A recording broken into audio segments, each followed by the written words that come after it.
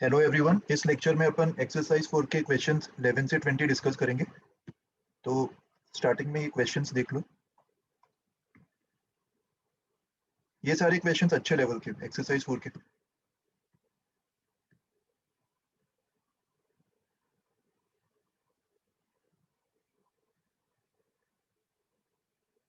Let's start. Question number 11, rotation of cylindrical vessels. ये concept याद है सबको? इस कॉन्सेप्ट में अपन ने इक्वेशन ऑफ सरफेस डिराइव किया था, y equals to omega square x square by 2g, right? तो सवाल पढ़ लेते। A vertical cylindrical vessel of diameter 20 centimeters and height 100 centimeters contains water to half of its volume. It is given a uniform rotation about its axis so that the water level at the center is 25 centimeters. तो देखो initially ये पानी का level था, ये पानी का level initially था जो कि पूरे वेसल का हाफ होगा। पूरे वेसल का हाइट 100 दिया हुआ है, तो पानी का लेवल इनिशियली 50 होगा, राइट? उसके बाद उसको रोटेशन देने के बाद जो कर्व सरफेस होगा, कर्व सरफेस का सबसे बॉटम मोस्ट पॉइंट जो है वो 25 सेंटीमीटर्स के हाइट पे, राइट? ये दिया हुआ है सवाल में। What is the rotational speed of the cylinder, the height of the level at the periphery. Periphery पे जो हाइट होगा ये हमें फाइंड करना है। तो पेरिफ्री का अगर हाइट में h मान लेता और यहां से एक रेफरेंस लाइन ले लेते, तो मुझे बताओ ये वाला हाइट कितना होगा रेफरेंस लाइन से पेरिफ्री के हाइट तक? इसको मैं h-25 बोल सकता। देखो ये सब फॉलो कर रहे।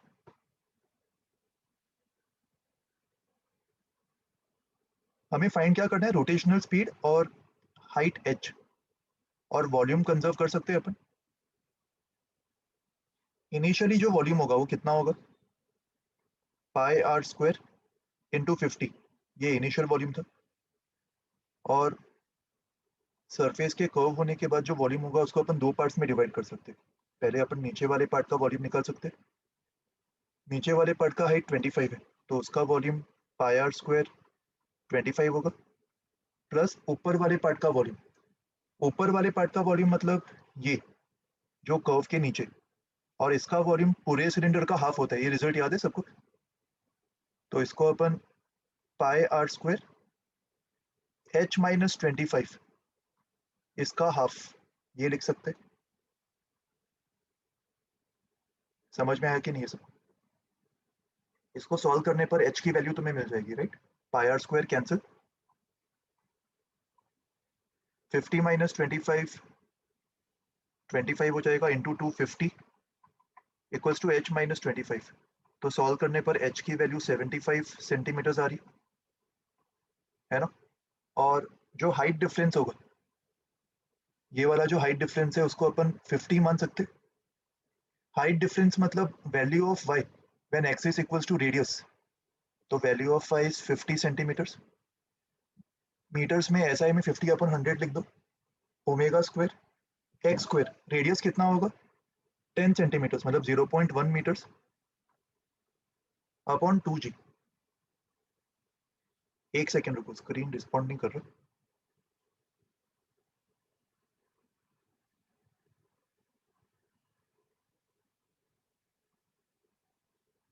हाँ, omega square x square upon 2g upon 20। तो इसको सॉल्व करके हमें ओमेगा की वैल्यू भी मिल जाएगी। ओमेगा स्क्वायर कितना होगा 10 अपॉन 0.01 मतलब ओमेगा स्क्वायर 1000। तो ओमेगा की वैल्यू 10√10 आ जाएगी। समझ में आया ये सब कुछ? अगला क्वेश्चन देखो। An iron cube, an iron cube of H 10 centimeters is placed gently in the mercury. Find the volume of mercury displaced by the cube. Volume of mercury displaced by the cube मतलब cube का immersed volume पूछ रहे, और cube का immersed volume upon total volume, इसको अपन density of cube upon density of liquid ये लिख सकते हैं। तो इमर्स्ड वॉल्यूम क्या होगा, total volume which is 1000 centimetre cube, और दोनों की डेंसिटीज का रेशियो जो कि 7.8 अपॉन 13.6 दिया हुआ है। इसको सॉल्व करने पर आ जाएगा answer. Okay, question number 13। A cubical block of wood of 10 centimeters along each side floats at the interface of oil and water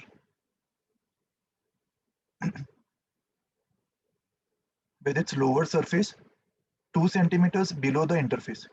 If the depths of oil and water layers are 10 centimeters each and density of oil is 800 kgs per meter cube. तो देखो situation क्या होगी इधर, ये ऊपर oil है, दोनों layers का जो लेंथ है वो 10 सेंटीमीटर्स दिया, ये 10 सेंटीमीटर्स ऑयल का लेयर मान लो और ये 10 सेंटीमीटर्स पानी का लेयर मान लो। ऑयल का डेंसिटी 800 kgs पर मीटर क्यूब और पानी का डेंसिटी 1000 kgs पर मीटर क्यूब, और दोनों के इंटरफेस पे एक क्यूब फ्लोट कर रहा है with 2 centimetres below the interface, मतलब 2 सेंटीमीटर पानी में होगा और 8 सेंटीमीटर ऑयल में होगा, राइट। और इस क्यूब का हमें मास निकालना, मास कैसे निकालेंगे, mg को बुएंसी फोर्स से रिप्लेस कर देंगे, बुएंसी फोर्स से इक्वेट कर देंगे। तो क्यूब का मास अगर मैं m मान लूँ तो mg equals to buoyancy force, and buoyancy force is total weights of the liquids displaced. Oil का वेट कितना डिस्प्लेस हुआ होगा, density of oil which is 800 into volume, volume मतलब height into cross sectional area, but ये centimetre cube में होगा तो divided by 10 to the power 6 ये मीटर क्यूब में आ जाएगा, इनटू जी, जी को डायरेक्टली 10 लिख देते, plus density of water into volume of water displaced which is again 2 height into cross sectional area centimetre cube में, तो divide by 10 to the power 6 metre cube into g, ये equation आ रहा है। इस पूरे इक्वेशन में से जी को कैंसिल कर देते तो ये 10 सब जगह से कैंसिल हो जाएगा, तो यहाँ पे मास हमें केजीज में मिल जाएगा, कितना आएगा, ये 4 जीरोस कैंसिल होके 64 इंटू 10 टू द पावर -2 आएगा, प्लस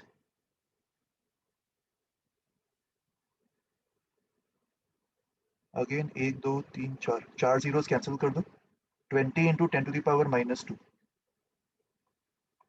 तो mass 84 into 10 to the power -2 kgs आ रहा है, तो इसको 840 ग्राम्स बोल सकते हैं अपन। कैलकुलेशन सही किया है, देखो इतना ही आ रहा है आंसर, ये ए पार्ट का आंसर होगा। और बी पार्ट में क्या पूछा है, what is the gauge pressure at the lower surface of the block, gauge pressure मतलब एटमोस्फेरिक को छोड़ के खाली लिक्विड की वजह से जो प्रेशर होगा वो, तो यहाँ पे अगर मुझे प्रेशर चाहिए पॉइंट 1 पे, पॉइंट 1 का जो प्रेशर है वो अपन कैसे निकालेंगे, P ATM plus density of oil into 10 into ये वाला height 0.1 plus density of water into g into 10 into ये वाला हाइट विच इज 0.02, ये एब्सोल्यूट प्रेशर होगा। तो गेज प्रेशर के लिए एटमॉस्फेरिक प्रेशर का टर्म हटा देंगे तो कितना आ जाएगा, 800, एक सेकेंड ये वापस हैंग हो रहा है,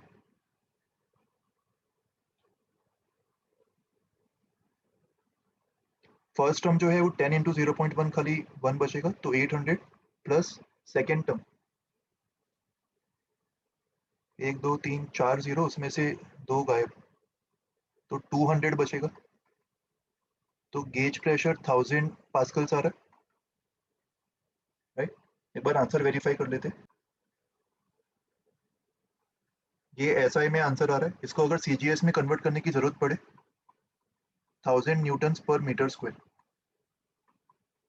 1 newton is how many times? 10 की पावर 5. कितना? 10 की power 5. 10 to the power 5 and 1 meter square is 10 to the power 4 centimeter square. तो CGS में ये 10,000 आ जाएगा, है ना?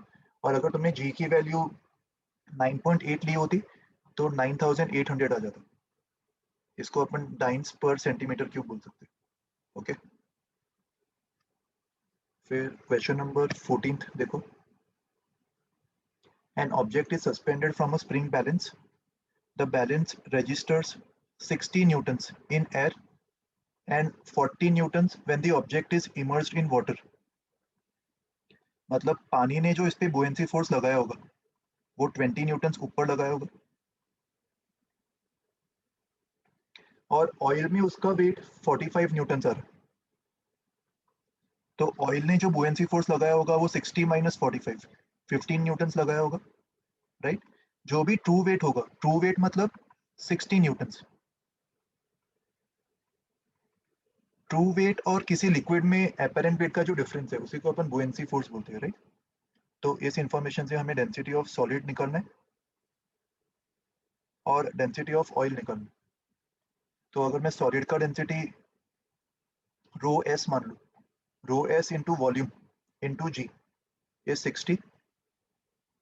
पानी में बुएंसी फोर्स 20 है, मतलब rho water into v into g is 20.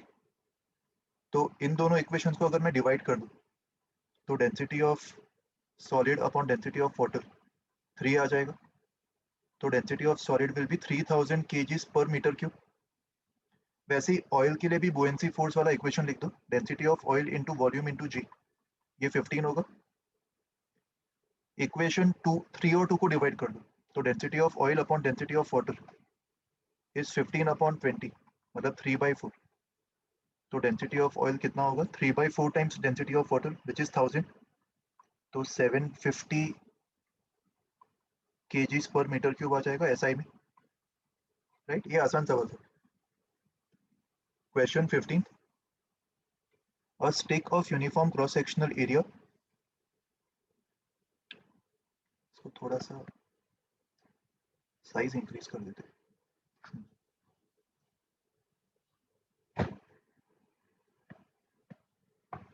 Stick का लेंथ दिया हुआ है, क्रॉस सेक्शनल एरिया यूनिफॉर्म है और रिलेटिव डेंसिटी 0.4 दिया हुआ है और उसको हिंज कर दिया to one of its ends at a point 1 metre deep inside the water. तो देखो यहाँ पे पानी का एक कंटेनर मान लो और पानी का जो हाइट है वो 1 मीटर मान लेते. तो 1 मीटर डीप पे यहाँ पे इसको हिंज कर दिया, मान लो this is the hinge. When a weight of 600 grams is suspended at the other end, it rests in equilibrium, making an angle of 60 degrees with the vertical. तो वर्टिकल से 60 डिग्रीज पे ऐसा एंगल बना रहा है, राइट? इसका total length पता है हमें 3 मीटर्स और यहाँ पे 600 ग्राम्स,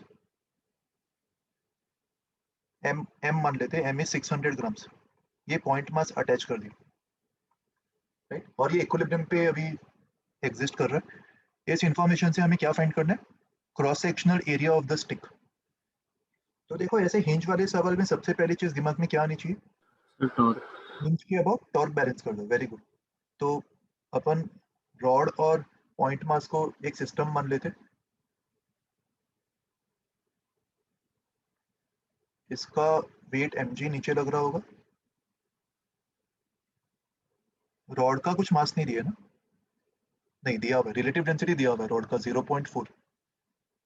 तो टोटल लेंथ 3 है इसका, ये 60 है, ये 60 डिग्रीज और ये 1. तो ज्योमेट्री से अपन बोल सकते हैं ये 2 मीटर्स के इक्वल होना चाहिए. यस. ऐसा इसको बाय स्केल ड्रॉ कर देते. बाहर वाला जो लेंथ है वो 1 मीटर होगा. यहाँ पे पॉइंट मास अटैच्ड है. जो mg फोर्स नीचे लगा रहा होगा, हिंज से 1.5 की दूरी पर रॉड का मास इंटू जी नीचे लग रहा होगा, और बुएंसी फोर्स जो है वो हिंज से 1 मीटर की दूरी पर लगेगा, right. Centre of buoyancy is centre of mass of immerse portion, और इमर्स पोर्शन 2 मीटर्स का है, तो उसका जो सेंटर होगा वो 1 मीटर पे लाई करेगा। तो बुएंसी फोर्स यहाँ पे कहीं तो लग रहा होगा ऊपर की तरफ। तो टॉर्क इक्वेशन क्या बनेगा, यहाँ पे ये दोनों जो मासेस है ये क्लॉकवाइज टॉर्क प्रोड्यूस कर रहे हैं। mg का टॉर्क होगा mg into 3 into sine, sine 60 और रॉड का जो वेट है उसका mr इंटू जी इंटू 1 ना, उसका जो लेंथ है वो 1.5 अच्छा सॉरी, रॉड का जो वेट है वो तो रॉड के सेंटर पे लग रहा होगा, तो ये वाला जो लेंथ है वो 1.5 होगा, अगेन इंटू साइन 60। और बुएंसी फोर्स को अपन क्या लिख सकते हैं, अभी के लिए बुएंसी 1/1 अपन बाद में सब्स्टिट्यूट कर देंगे, तो बुएंसी फोर्स इंटू ये 1 मीटर पे होगा, right, yes sir into sine 60। तो साइन 60 के टर्म्स तो सब जगह से कैंसिल हो रहे। मास ऑफ पॉइंट ऑब्जेक्ट 0 सब कुछ ऐसा ही में ले लेते, तो 0.6 kg इंटू जी 6 हो जाएगा, 6 इंटू 3 18। मास ऑफ रॉड कितना होगा, density of rod relative density 0.4, मतलब एसआई में डेंसिटी 400 kg पर metre cube into g into 1.5 और इंटू वॉल्यूम। वॉल्यूम क्या लेंगे, length into cross sectional area, है ना, ये डेंसिटी इंटू यस मास होगा into g into 1.5। And buoyancy force क्या होगा, density of water into volume. Volume कौन सा लेंगे इधर, टोटल या इमर्स्ड, सर इमर्स 2 है इमर्स्ड वॉल्यूम जो है वो 2a होगा इंटू 1। तो इस इक्वेशन को सॉल्व करके हमें a की वैल्यू मिल जाएगी, 18 को एक साइड पे रहने दो, ये कितना होगा 400 इंटू 10, 4000 इंटू 1.5 6000, 6000 इंटू 3 इज 18,000। अच्छा यहाँ पे एक जी का टर्म भी आएगा ना इधर, ये अपन ने मिस कर दिया था, बुएंसी फोर्स में एक जी का टर्म भी आएगा। तो ये वाला जो टर्म है ये 18,000 है, और ये वाला जो टर्म है वो 20,000 है, तो 20,000 माइनस 18,000, यहाँ पे 2,000 ए बच जाएगा। तो cross sectional area 18 upon 2,000, units ऐसा ही था तो मीटर स्क्वायर में होगा, बट क्योंकि मीटर स्क्वायर में इतना कम आ रहा है तो अपन सेंटीमीटर स्क्वायर में एक्सप्रेस कर देंगे 10 टू द पावर 4 से मल्टीप्लाई करके, राइट। तो 3 जीरोस कैंसिल हो जाएंगे और यहाँ पे खाली एक 10 बच जाएगा।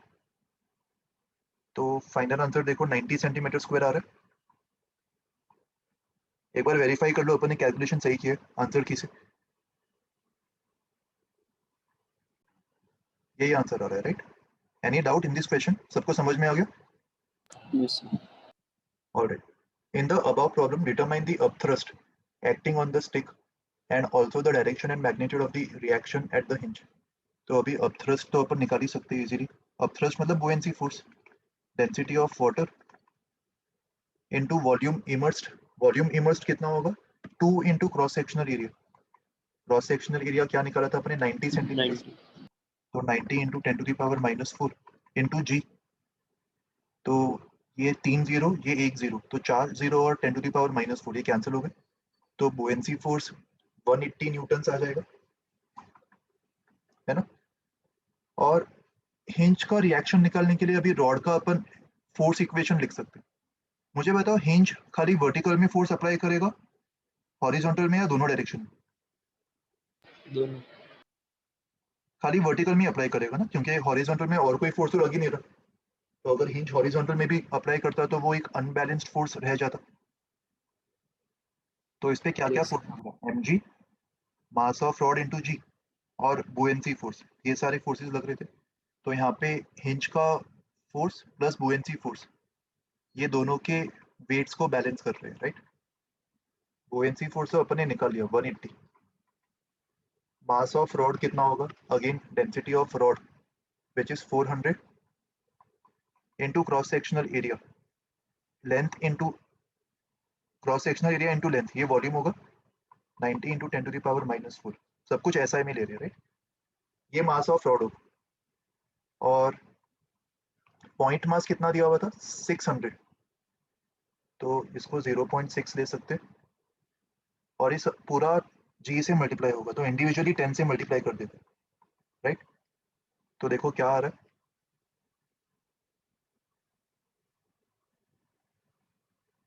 ये 90 था ना, 1 2 3 एंड 4, ये कैंसिल हो जाएगा। 4 into 3 12 and 12 into 9 is 108 and 108 plus 6, RHS में 114 बच रहा है, राइट। तो देखो वर्टिकल फोर्स जो है वो कितना आ रहा है, 114 माइनस 180। नेगेटिव आने का क्या मतलब है, नीचे लगा। अपन ने जो डायरेक्शन अज्यूम किया था उसके ऑपोजिट लग रहा होगा। और वैल्यू कितनी आ रही है, 166 है ना, 166 न्यूटन डाउनवर्ड्स। नेगेटिव आ रहा है इसीलिए अपन इसको डाउनवर्ड्स मान सकते हैं। समझ में आया ये सब? सर 166 पे 66 अच्छा sorry, 66 newton, correct, 66 newton downwards होगा, right. 114 minus 180 is minus 66 and negative sign का मतलब हमने जो ये अजम्पशन अपवर्ड्स का लिया था वो एक्चुअल में डाउनवर्ड्स होगा। ओके, सब लोग कंफर्टेबल हो ऐसे टाइप के सवाल से? Yes sir. Alright, question number 17 देखो अभी। Figure given shows a uniform rod OA of length L hinged at O with a liquid at a point h distance below the free surface. तो liquid का यहाँ पे height h दिया हुआ है, यहाँ पे रॉड को हिंज किया हुआ है। The density of the liquid changes with height above the point O as rho equals to rho naught k minus h. तो देखो यहाँ पे डेंसिटी कांस्टेंट नहीं है, डेंसिटी वेरी कर रहा है ना, where rho naught and k are positive constants. If the rod rests in equilibrium, making an angle of alpha with the vertical, determine the density of the material of the rod. Okay. तो देखो यहाँ पे भी क्या करेंगे, किसी भी hinge वाले सवाल में अपन टॉर्क्स को ही बैलेंस करते हैं, राइट। Yes sir. हमें रॉड का डेंसिटी निकालना है, तो अगर रॉड का डेंसिटी मैं रो मान लूँ, तो रॉड का जो मास है वो कितना होगा, rho into rho V total मतलब volume, A N. Cross sectional area into L कर सकता हूँ, है ना, ये इसका मास होगा into G, this is weight of the rod. इसको W1 मान लेते हैं, रॉड का जो वेट है, तो W1 जो वेट है वो L/2 पे लग रहा होगा, है ना। Yes sir. और इस वेट का जो टॉर्क होगा, ये डिस्टेंस L/2, W1 का ये वाला कंपोनेंट कितना होगा, W1 साइन अल्फा। तो torque because of weight is W1 sine alpha into L/2। और इस टॉर्क को कौन बैलेंस करेगा, बुएंसी फोर्स, राइट। तो किसी तरह अगर मैं बुएंसी फोर्स का भी टॉर्क निकाल लूँ, तो उस टॉर्क को मैं इससे इक्वेट कर सकता हूँ, और ऐसा करने पर हमें W1 मिल जाएगा, और W1 मिल गया तो रो भी मिल जाएगा। समझ में आया अप्रोच कैसे? Yes sir. बट यहाँ पे बुएंसी फोर्स अपन डायरेक्टली निकाल नहीं पाएंगे। बुएंसी फोर्स कैसे निकालेंगे, बुएंसी फोर्स का फॉर्मूला क्या होता है, density of liquid into volume mass temperature. But ये फॉर्मूला तो तब ना जब density of liquid is constant, yes है ना। सर। बट अगर density of liquid he very करना शुरू कर दे, तो बुएंसी का जो बेसिक फॉर्मूला था वो तो वेट ऑफ लिक्विड डिस्प्लेस था,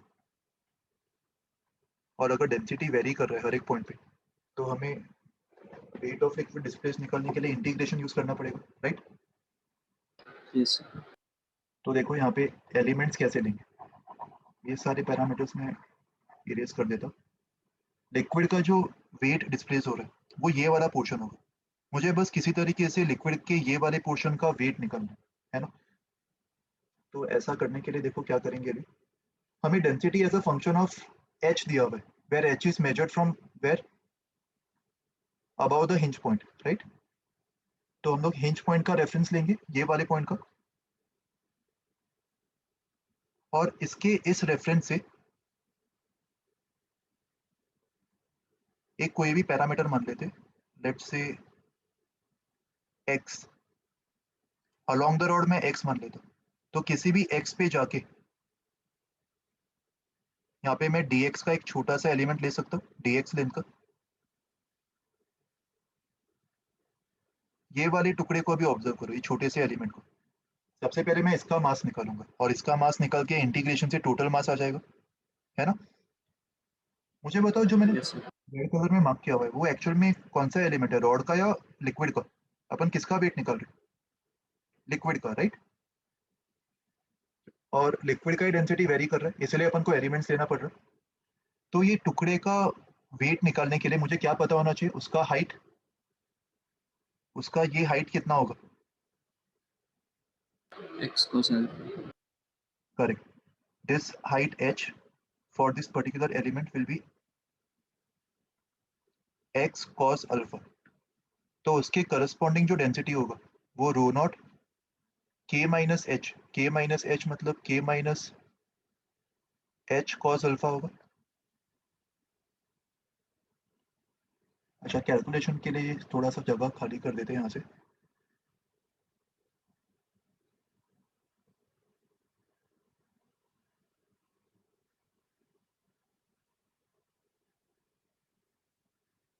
ओके,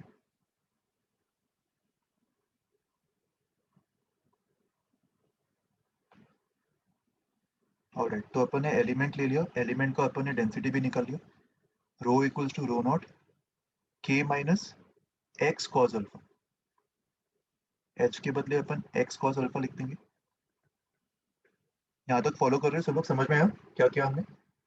Yes, sir. और के अलोंग किसी भी एक्स लेंथ पे जाके dx का एलिमेंट ले लिया, और हमने देखा कि वो एलिमेंट किस हाइट पे लाई कर रहा है। हाइट क्यों निकाला? क्योंकि डेंसिटी का फंक्शन हाइट के फॉर्म में ही दिया हो, तो उस एलिमेंट के करस्पॉन्डिंग ये डेंसिटी होगी।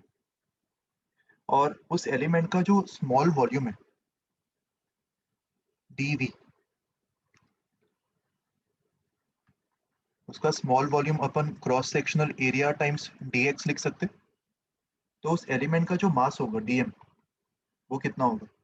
Density into volume, rho naught a k minus x cos alpha times dx, है ना? ये उस Yes, एलिमेंट sir. का मास होगा।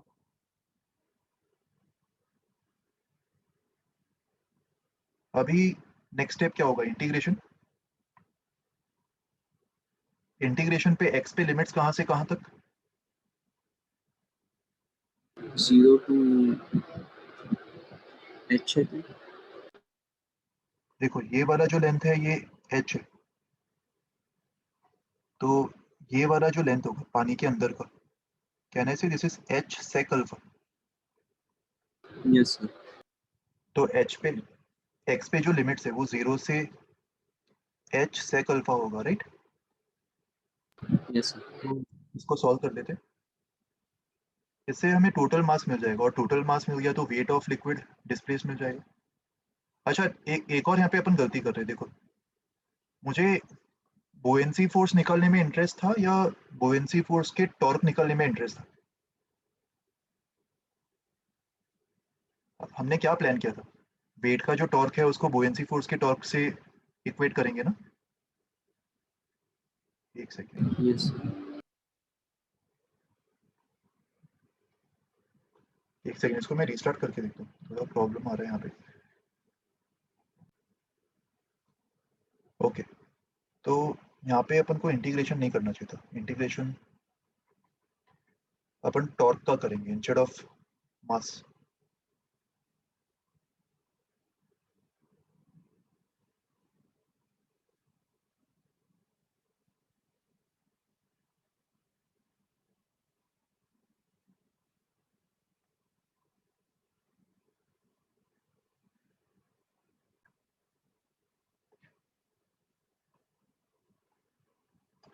बहुत ही ज्यादा हैंग हो रहा है ये आज।